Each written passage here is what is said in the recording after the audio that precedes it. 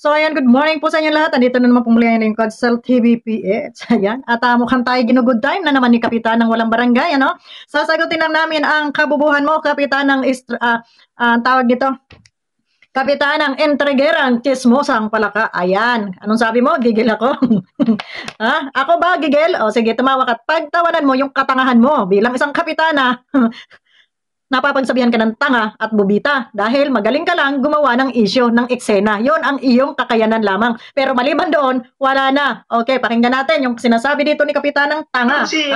So, bagong lahat, shout out sa lahat ng mga antay-kalinga. Kung saan ay dyan po tayo nakaabang, kaya dyan tayo nagko-content. Kung saan ay dyan tayo nakaabang at dyan tayo nagko-content. Ibig sabihin, Kapitana, wala ka ibang inabangan kundi dito sa Kalingap. Magko-content ka na lang, kasiraan pa. Di ba? Anong tawag doon? Kakapala ng mukha, di ba? Ay, dyan po tayo nakaabang, kaya dyan tayo nagko-content. Sabi ng iba, bakit puro Kalingap kino-content mo? Kasi nga po, viewers kami ng Kalingap. Sa Kalingap kami nanonood. So aminado ka na sa Kalingap ka nabubuhay. Viewers ka ng Kalingap, sa Kalingap ka nabubuhay. Kasi yung content lang dito sa loob ng Kalingap, ang gusto nyong palakihin. Imbes na walang issue, konti lang yung issue, sasaw-sawan ninyo para lumawig yung usapin at para kayo yung sikat. Kunyari, tagapagtanggol, pero ang sinasabi nyo ay content lang. Tama, content ka lang. Kasi wala ka namang naitutulong dito sa inyong ikino-content. Wala ka namang naitutulong dito sa inyong kinakampihan. Ano, nakakuha ba ng hustisya sa inyo? Hindi, sinulsulan nyo lang, sinira nyo lang ang buhay nitong tao na kinakampihan nyo kuno dahil sa maling pananalita ninyo, maling pagsusulsol ninyo doon sa tao na mahina rin ang utak na kagaya ninyo. O, di ba? Ay, dyan po tayo nakaabang, kaya dyan tayo nagko-content. Sabi ng iba, bakit puro Kalingap kino-content mo? Kasi nga po, viewers kami ng Kalingap. Sa Kalingap kami nanonood. Alam nga naman yung content namin, yung ibang mga community, dito nga kami nakapanood, di ba? Kaya nga kami tinatawag na antay. Kasi yun yung nireaksyonan namin. Kasi yun yung nireaksyonan ninyo. Kaya kayo tinatawag na antay kasi nga para kayong mga na wala kayong effort no? Gusto nyong kumita sa easy way, Easy way, madaling kita. Hindi tayo mag-effort, kuda-kuda lang tayo diyan. Pasukin natin yung mga sikat. Doon marami tayong makukuha, marami tayong masisirang buhay doon dahil sa ating kuda dito na kunyari tayo ay nagtatanggol sa mga inaapi. Di ba? So ganon kayong klaseng mga tao, mag-effort din kayo, gumawa kayo ng community nyo, tuloy. Okay. And bago din po ang lahat, shout out sa Yusel TV. Ayan, gigil yun. Gigil? Yusel TV. Sabihan mo kung hayok na hayok. Ikaw yun. Kasi wala naman kayo naglalaban. Ano sabi ng Reyna yun dyan? Teka lang. Ako ngayon yung sinabihan mong hayok na hayok. Ikaw yung umamin kanina, nasabi mo dito ka lang nakabantay sa loob ng Kalingap. So, ibig sabihin, ikaw yung hayok na hayok. Kasi kami, ang binabantayan namin, yung mga pumapasok na katulad ninyong mga hayok dyan sa labas. Kapitana, ikaw na may sabi, dito yung mukha ninyo, nakabantay sa Kalingap. Kung may mga issue, dito kayo kumukuha ng inyong views or ng inyong reaksyon. Ngayon, sino ang hayok sa atin? At ano ang pinaglalaban namin dito? Okay ka lang magtanong sa amin ng ganyan?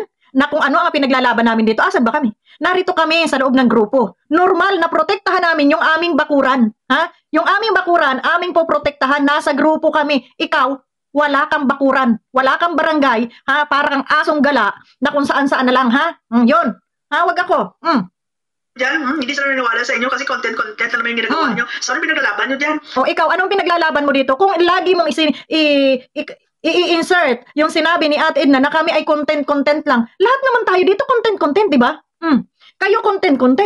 Si Ate Edna content din lang, di ba? Kami rito ganun din. Ano bang gagawin natin sa social media? Di ba? Kahit si Kuya July, nagko-content. Ano bang gagawin natin dito sa social media? Mag-boxing? Kapitana, social media ito, baka nakakalimutan mo. Once na magngangaw-ngaw ka dito, yan ay content. Kung hindi mo naintindihan, kasi, Diyos ko po, alam mo nung una, tingin ko sa'yo ang tali-talino mo. Pero Diyos ko, Lord, lugaw din palang utak mo. Di ba masakit yun? Magyayabang ka, isa kang professional, isa kang kapitana, tapos ganyan ka manalita. Tapos kami, sasabihan yung mga balakura, content. Ano ba yung ginagawa mo? Hindi ba content? Sabi mo nga, dito ka nakabang sa loob ng Kalingap para sa content mo. Ngayon, sino ang hayok? Kami na narito? Na easy lang, nakaupo lang, nagbabantay lang kami sa aming bakuran para kami mga security guard. Kung sinong papasok, yun aming titirahin. Pero kung tutuusin, marami kaming pwedeng i-content dito sa loob ng Kalingap. Na hindi na kami pwedeng magbantay pa sa inyo dyan sa labas, di ba? Pero hindi kami ganun kahayok, na katulad ninyo na kahit nasa bakuran ng may bakuran, kailangan yung pasukin, kailangan yung nakawin ang content nila para magkamayroon kayo. Iyan ang karakter nyo. Sige, paano yan pa? Tingnan natin. Diyan, hindi sila naniniwala sa inyo kasi content-content ano ba yung ginagawa nyo. So, ano pinaglalaban nyo dyan? So, meaning, kahit content-content lang ginagawa nyo, di ba? Okay lang yan kasi hayok na hayok kayo sa views, sa revenue, Wow! Nagsalita ang hindi hayok na hayok sa views. Kapitana, baka nakakalimutan mo yung unang ginawa mo. Sabi mo, dito lang kayo nakaabang sa Kalingap dahil viewers kayo ng Kalingap at dito kayo kumukuha ng content nyo. Ngayon, ako ngayon ang sasabihin mong hayok na hayok sa views. Kung ako, Kapitana, ay hayok na hayok sa views, hindi ako magkukontent sa inyo. Ha? Ang i-content ko yung mga sikat dito sa loob ng Kalingap. Tandaan mo yan. Kasi bubita ka, isaksak mo yan sa utak mo. Ha? Hindi ako magko-content sa mga katulad niyo. Ano bang mapala ko sa inyo? Ha?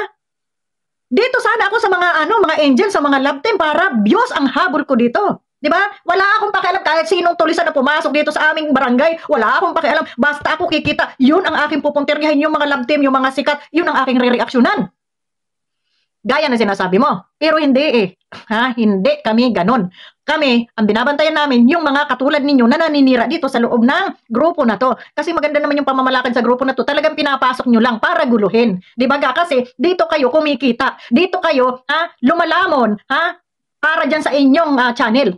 Di ba? Masakit pakinggan yung hayok na hayok. Ngayon, Kapitana, makikita naman yan eh. Sino ba yung dapo ng dapo sa mga sikat na vlogger? Di ba kayo? So, ibig sabihin, kayo yung mga hayok na hayok. O sige, tuloy. Sa mga viewers, di ba? Ganun lang yarn, di ba? Galit yarn. Sorry, wala kang makuha ribat sa akin. Wala akong makukuhang ribat sa'yo. Bakit hindi mo ako i-ribat, Kapitana? Bakit? Dahil hindi mo kaya. Wala kang kakayanan mag-ribat dahil nare-realto ka. Ang kakayanan mo lang, manira, gumawa ng kwento na panira doon sa tao. Nagyayabang ka na isa kang kapitana na dapat ay ikaw ay huwaran, sa mga chismis na gaya ng ginagawa mo na hindi mo dapat ginagawa yan sa iba dahil sabi mo nga ikaw ay isang naging kapitana, naging public servant ka. Pero ito palang ginagawa mo sa barangay mo, siraan yung mga consequence mo? Siraan? Kasi yan yung ginagawa mo dyan sa channel mo eh. Tingnan nyo, pakinggan nyo kung hindi ba puro paninira ang laman ng utak ng isang nagyayabang na kapitana. Bakit hindi mo ako mairibat, Kapitana? Napakasimple na sinasabi ko, iribat mo, sagutin mo kung mali ako. Pero dinadaan mo sa pang-iinsulto? Diyan mo ako titirahin sa sinabi ni Madam Edna, walay sa akin yan. Walay sa akin yan. Hindi ko yan ini-introduce ko po matagal ng panahon. How many years na? Alam ko nga, dislike kami niya ni Madam Edna, hindi ko alam kung bakit, pero baka galit sa magaganda, di ba? Cute. Joke lang po, Madam Edna. Kasi minsan, ganun talaga dito sa social media. Nag-social media ka, huwag kang balat sibuyas. Kung ano man sabihin nila, sabi nga, wala ka naman ginawang masama, dead para hindi lumaki yung gulo. Pero kung iyan ang pilit mo isisingit, dito sa live mo, para kuno, magalit kami dito sa asawa ng founder ng Kalingap at ito ang aming bakbakan para magkaroon kayo ng revenue or mayroon kayong itatapik muli. Sorry ka na lang, marami kaming kalaban na dapat naming harapin, hindi si Madam Edna. Kaya wag mo isinisingit lagi dahil hindi ka magkakakontent sa amin about sa kanya na gusto nyo tirahin namin, gusto nyo kami yung magrambulan dito sa loob. Sorry ka na lang. Kasi kahit ganito lang yung pagmumukha namin, may respeto pa rin naman kami kay Kuya Bal. May respeto kami. Hindi kami bastos na katulad mo na dito ka na nga lang kumukuha ng content mo para sa channel mo, dito ka kumikita, pero kung balahurain mo, gawan mo ng kwento, ay gano'n na lamang. Kapitana? Magkaroon ka naman ng konting kahihiyan sa iyong katawan. Inaraw-araw mo, sa tingin mo, may susunod ka dyan? Na babakbakan namin si Madam Edna para magkaroon ka ng content? Sorry, marami kaming kalaban.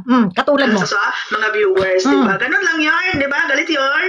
Ay, hindi ako galit. Sorry, wala kang makuha ribat sa akin. Hindi ako galit, Kapitana. Naaawa lang ako sa katangahan mo. Oo. Nakakagigil minsan, pero yung sabing galit na galit ako, hindi. Bakit? Nakakaawa ka eh. Kahit nagmumukha kang tanga, tuloy ka pa rin. No? Alam mo yung feeling ko ngayon, Kapitana? Hindi sa pagyayabang mga guys. Noong una, parang nag-aalangan akong banatan to eh. Di ba? Kasi kung mag-i-style, akala mo kung sino, sino ba naman tayo? Ultimo lang tayo, maliit na YouTuber o maliit na reactor na hindi napapansin, ano? Pero nung ko siya, yung mga pananalita niya, walang kakwinta-kwinta. Tamang hambog lang pala itong tekalo na ito. Tapos ayaw mong makipag-ribat sa isang maliit na reactor? Na sinasabi niyong balahura, bakit di niyo kayang i-ribat? Dahil sa pulka sa pagmumukha mo. Tama nyo lang, ang kakayanan mo lang ngayon, mang-asar sa akin, man-trigger sa akin, dahil doon sa sinabi ni Madam Edna, para may content kayo muli. Sorry, hindi ako bobong katulad mo. Tandaan mo yan. O, pakinggan nyo itong paninira niya dito kay Kuya Bal. sa mga viewers, di ba? Ganun lang yarn, di ba? Galit yarn. Ay, hindi. Sorry, wala kang mag-worry ba't sa akin. No, so ito guys, bigyan natin ng reaction.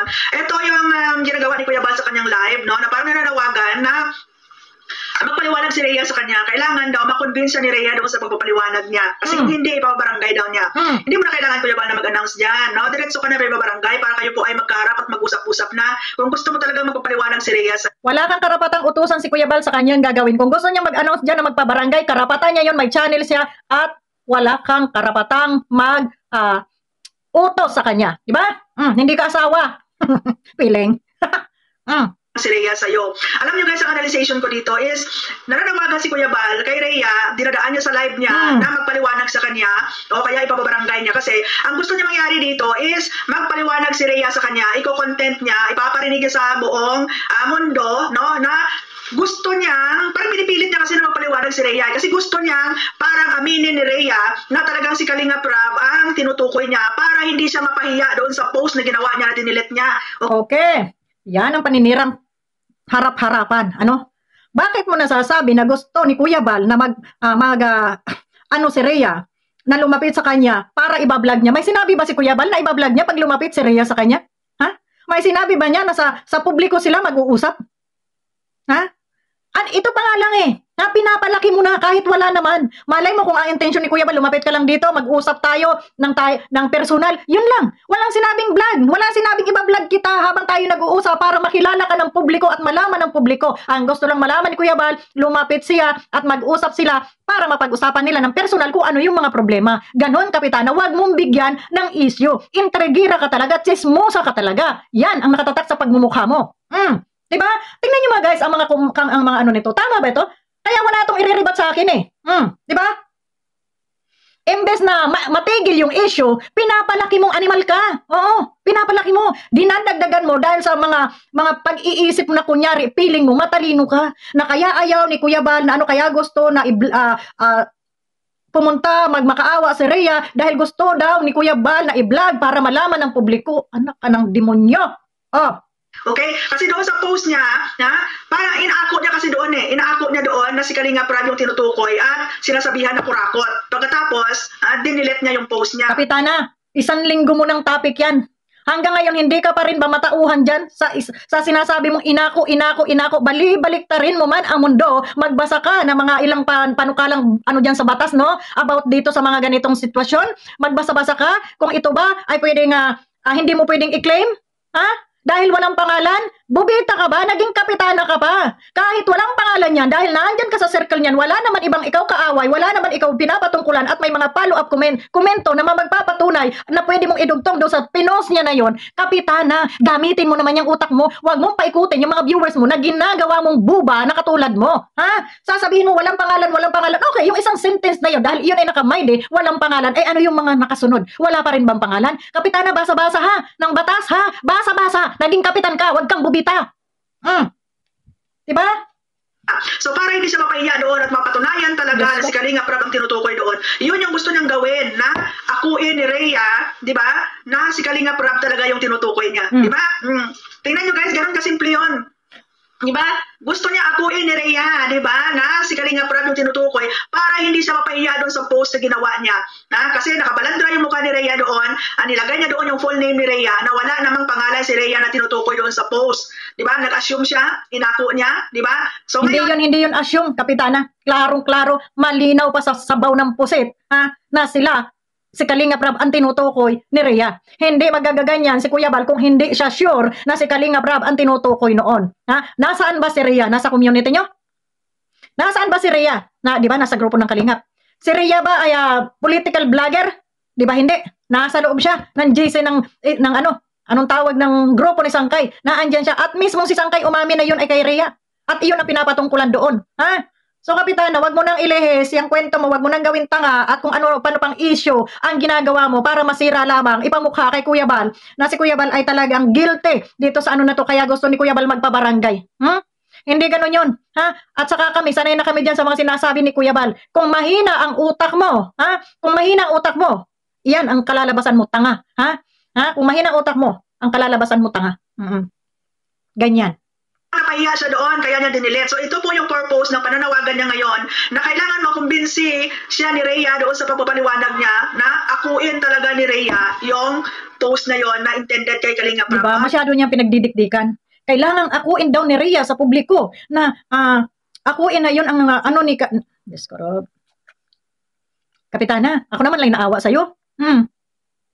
Hindi ko sukat akalain na mayroong taong katulad mo na wala pa nga, hindi pa nga, nasabi nga ni Kuya Ande, hindi pa napipisa yung itlog, ha? Binilang mo na yung sisiw, ha? Hindi pa nga ang lawak ng imahinasyon mo pagdating sa chismis, ha? Ang lawak ng guni-guni mo pagdating sa kasiraan ng iba, ha? Ay, grabing kapitana to, kapal. Para hindi mapahiya doon sa post niya. Ganun na kasimple yun. Kasi kung gusto mo talagang magkaayos kayo, or sabihin natin hindi magkaayos, gusto mo talagang marinig yung side ni Rhea, gusto mo talagang marinig yung pagpapariwanag ni Rhea sa'yo, hindi mo na kailangan i-announce sa line mo, reklamo ko na agad doon sa barangay. Dapat nga noon, ginawa mo na yan Nung nakita mo yung post ni Rhea. Ang tanga mo, kapitana. Kung si Kuya Bal ay seryoso sa pagpapabarangay, ha? Tama yung sinabi mo, noon pa, pinabarangay na, ha? Kaso, sa tingin ko, hindi naman seryoso si Kuya Bal sa ganyang, sa ganyang, usapin, ano? Hindi siya seryoso. Bubo ka lang talaga kung hindi mo nahagip kung ano yung kanyang pinupunto. Ha, kapitana? Kasi ang utak mo magalaw, ha? Yung utak mo ay laging nandun sa kasiraan ng iba. Ha, ito, kailangan i-ano natin to kasi ito talaga yung makakapagpadurog sa kanila. Kailangan bigyan yung, sabi ko nga sa'yo, yung tungaw, ha? Ginagawa mong elepante. Kung hindi ka pa makaintindi nun, bubo ka na. Yung tungaw, gusto mong gawing elepante. Ha? Diyos mio. Post ni Rhea, dapat noon pa lang, di ba, kinausap mo na siya or pinabarangay mo na siya para once and for all, nakapagpaliwanagan kayong dalawa. Mga guys, ito ay another, 1 hour ago, tong kanyang, itong kanyang reaction na to, kagabi, kahapon nakadalawang live sunod siya, at iwan ko hanggang gabi yata, nagla-live ito, at puro Bal Santos ang tinitira, at yun nga, hindi siya matapos-tapos dito sa, itong kay Rhea na to, paano matatapos ang gulo, ha? Wala kayong ginawa dyan, kundi reaksyon ng reaksyon at dugsungan, ha? Yung maliliit na usapin, na maliliit na dapat ay yun ay namamatay na, pero ang ginagawa nyo, dinidiligan nyo ng gasolina, ha? Para magliyab ng magliyab. Iyon ang trabaho ng mga chismosa na katulad mo. So ngayon, kung hindi mo ako kayang iribat, kapitana, at dyan ka lang magaling sa paggawa ng chismis, masasabi ko nga isa kang kapitanang tanga na, ay bubita pa. So yun lang mga guys, maraming salamat. Araw-araw na reaksyon niya, riribatin natin, ha? Mga guys, namimihasa Sila lang yung gustong manira. Okay, so palpalin natin bawat paninira nila. Narito lang naman tayo sa katotohanan, ha? Doon sa kanya mga kinukuda na puro kabubuhan. So lamang, maraming salamat and God bless po sa atin lahat. Bye-bye.